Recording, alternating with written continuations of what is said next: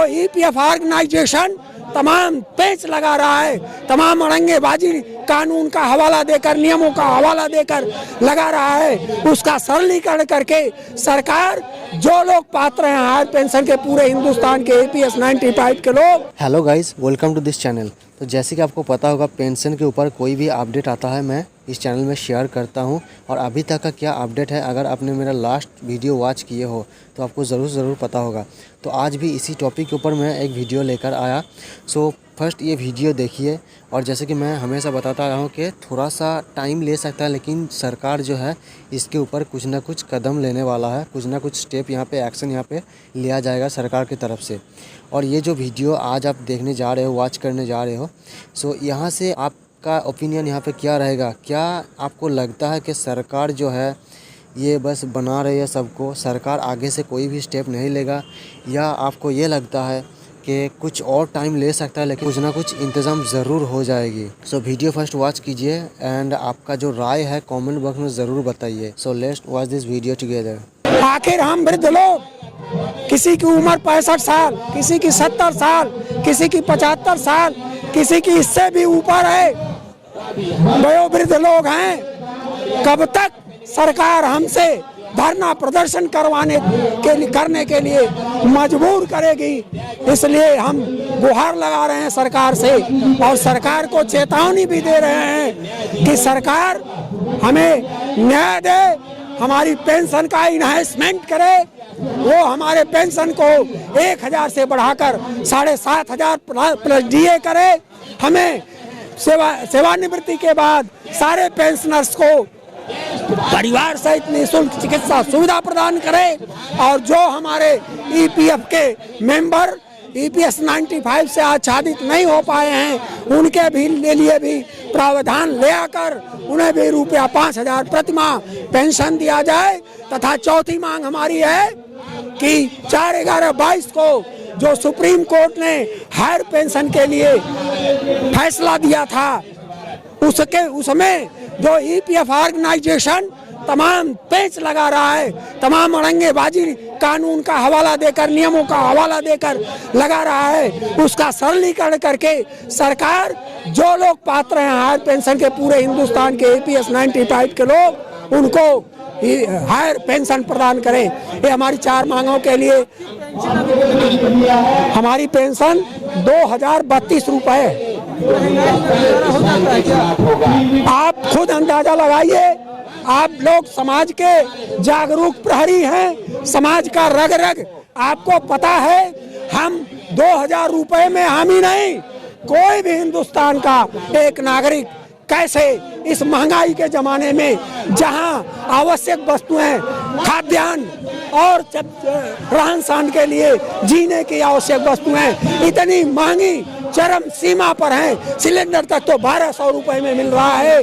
तो साथियों, आप बताइए कि आप खुद आकलन करें कि हमारा गुजारा कैसे हो रहा है। हम सड़क पर हैं महाराज, हमें कुछ सूझ नहीं रहा है, हम अपने पति पत्नी का गुजारा कैसे कर सकते हैं 2000 में?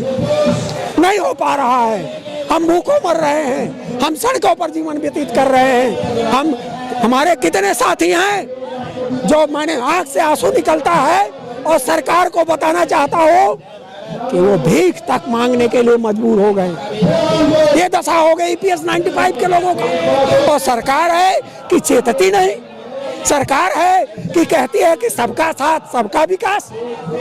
हमारा साथ कहाँ दे रही है? हम तो भूखों मर रहे हैं। हमें सरकारी जो योजनाओं का लाभ है वो तक तो मिलता नहीं।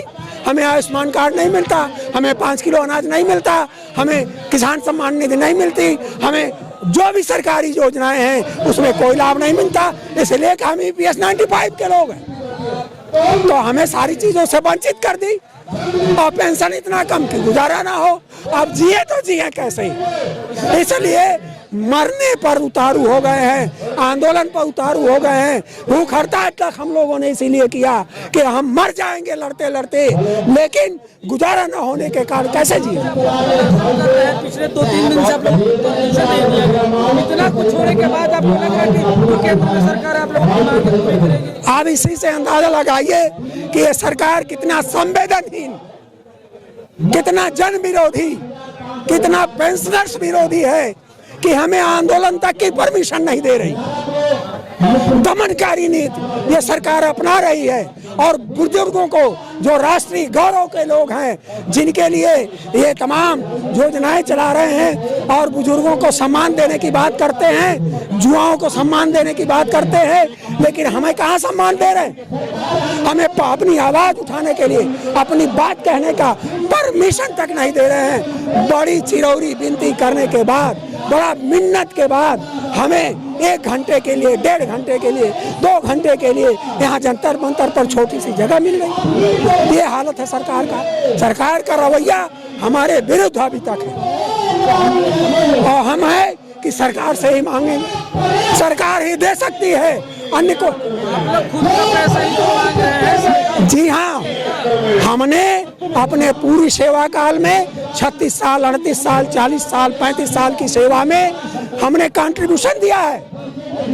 हमने 417 रुपए, 541 रुपए, 1250 रुपए पर मंथ पूरी सेवा काल में समय समय पर हम लोगों ने कंट्रीब्यूशन दिया। और हमारा सारा पैसा जोड़ दिया जाए आज के बाजार मूल्य के हिसाब से तो वो 20 से 25 लाख रुपए प्रति व्यक्ति का, प्रति पेंशनर का सरकार के पास जमा है और उसके एवज में हमें मिनिमम 1000 रुपए तनख्वाह दे रहे हो, पेंशन दे रही। और यदि हम कहीं और निवेश किए होते, रिकरिंग डिपॉजिट किए होते, तो आज हमें 12,000 से 15,000 तक वो प्रति माह हमारा वो पेंशन मिलता। ये डाका है हमारे पैसों पर सरकार का। और सिफत ये है कि जब हम मर जाएंगे, हमारी पत्नी भी मर जाएगी, तो हमारा ये जो जमा पूंजी है 20 लाख रुपए, तो सरकार हड़प लेगी। लोकसभा का चुनाव भी है जी, लोकसभा का चुनाव 24 में होने वाला है और हम लोग प्रयासरत हैं। हम लोग सरकार से निवेदन करते हैं कि सरकार हमारी मांगे इलेक्शन के पहले, आचार संहिता लागू होने के पहले हमारे मांगों के विषय में सकारात्मक निर्णय लेकर के आदेश जारी करे। हमारी पेंशन के इन्वेस्टमेंट के लिए 7,500 प्लस डीए करने के लिए, वरना हम सरकार को चेतावनी भी आपके माध्यम से देना चाहते हैं कि हम इलेक्शन में, आने वाले इलेक्शन में यदि सरकार हमारा काम नहीं की तो हम सरकार को वोट देने के विषय में पुनर्विचार करेंगे। सरकार को वोट दें अथवा न दें, वोट का चोट होगा। ये सरकार हमारी मांग नहीं मानती है।